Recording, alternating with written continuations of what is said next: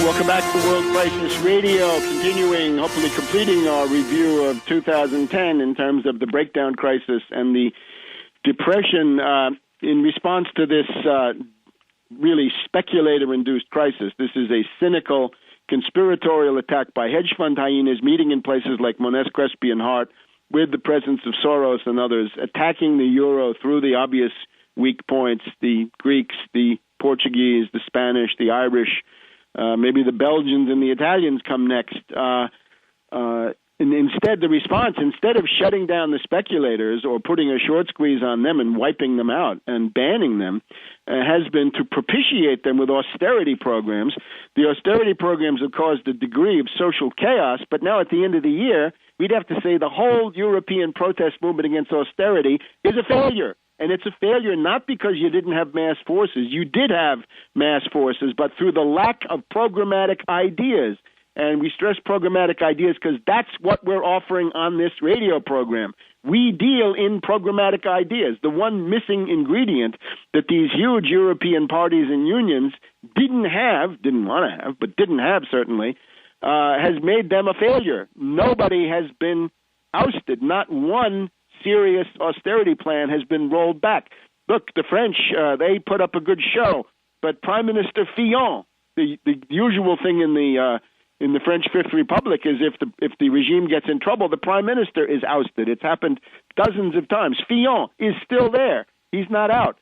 How about Papandreou of Greece? He's still there, a socialist. Socrates, in Portugal, so-called socialist, he's still there. Zapatero of Spain, still there. The Sinn Féin, the Fianna Fáil, the Fianna Fáil of Ireland, right? The Men of Destiny, they're still there. Stress on the fail, huh? And Cameron and Clegg in Britain, despite the affront to Prince Charles and the horsewoman there, they're also still in power. Nobody has been knocked out. All of this Sturm und Drang, and nobody has been rolled back. Nobody has been forced to take it back. So it's a failure. So you got to ask yourself, dear Euro protesters, right? We're full of sympathy for your goals. What is missing is that you've got to have programmatic solutions. You can't just say, we don't want to pay. You've got to say who should pay. Better yet, the Tobin tax. Better still, the seizing of the European Central Bank and 0% credit for production. And if you can do that at the euro level, that's a big step forward. Don't give up on that until you've really tried it. And this fight is just beginning. And, of course, ultimately, if you can't do it at the euro level, if it breaks up, then you've got to do it in your own local central bank. So that's one big failure. Now, at the end of the year in December, we've learned that there's this secret committee. The New York Times on the 11th of September writes of a secret derivatives cartel committee with monthly meetings. Now, this is a violation of antitrust law. This is a blatant prima facie violation of Sherman antitrust and Clayton antitrust, plus the securities laws of the SEC, Securities and Exchange Commission Act of 1933. Who is in the cartel? It's interesting. Remember, the definition of fascism in economic terms is a government-sponsored compulsory cartel, but that's not enough. It has to have specific goals to lower production, to lower wages, and to deny services, and to prop up derivatives or other speculative paper issued by financier oligarchs. And that's what we have. We have an example of the fascist corporate state, because this operates essentially through the nonfeasance of the Holder and Shapiro and Gensler regimes and the relevant regulatory agencies. So they're setting prices. Who is in it? J.P. Morgan Chase through Thomas Benison, Morgan Stanley with James J. Hill, not the railroad baron, but the derivatives baron. We got Deutsche Bank, good U.S. institution, with Athanasios Diplas. You've got UBS, Union Bank of Switzerland, from the Bahnhofstrasse with Paul Hamel. You've got Barclays of London with Paul Mitsokostas. You've got Credit Suisse, also of Zurich, with Andy Hubbard. You've got Goldman Sachs with Oliver Frankel.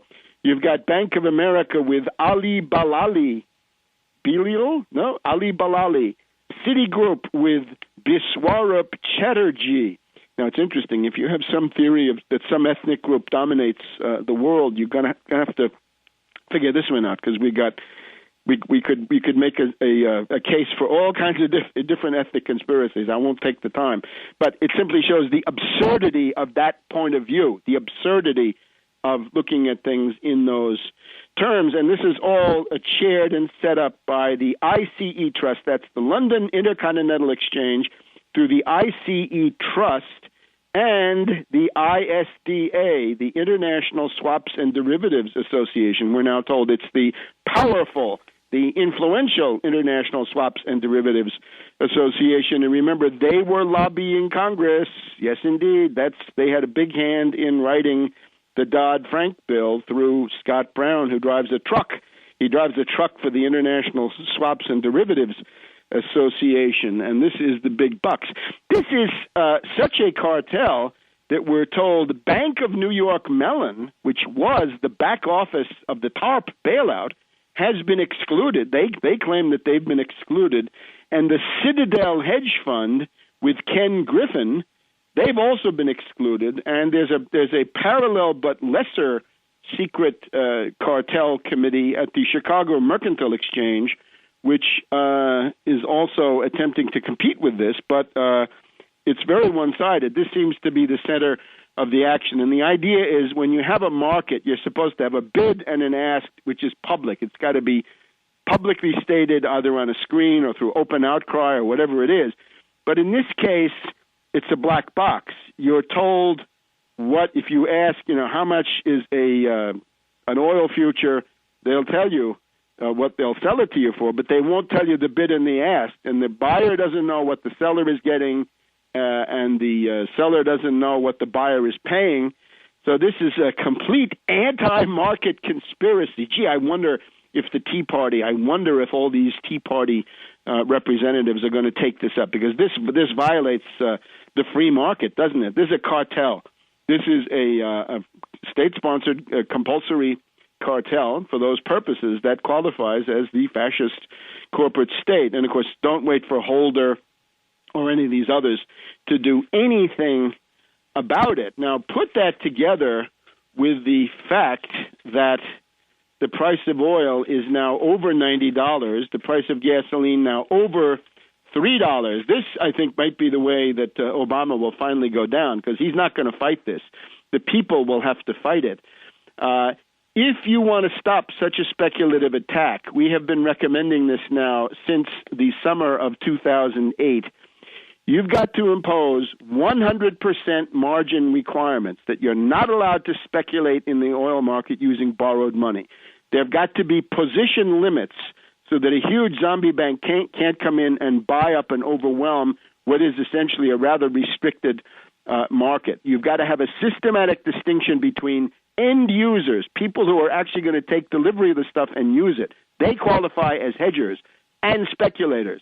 You cannot have naked shorting. You cannot have naked credit default swaps or any other kind of naked derivative. And most obviously is you've got to impose even the existing antitrust law would shut these people down. The existing antitrust law would have shut down the idea dinner there at Moness, Crespi, and Hart back in February. But the existing Sherman and Clayton antitrust acts would shut down that cartel that we've just talked about. And that means you've got to do that. You've got to enforce the applicable law. We hear all about the rule of law versus illegal immigrants and God knows what. How about right here? This is an issue of some public importance.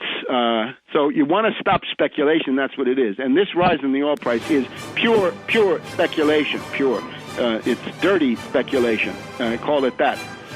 So that is more or less where we are right now as we look for the next lurch into a deeper valley of the depression ahead of us. And we'll be back in a minute on World Crisis Radio.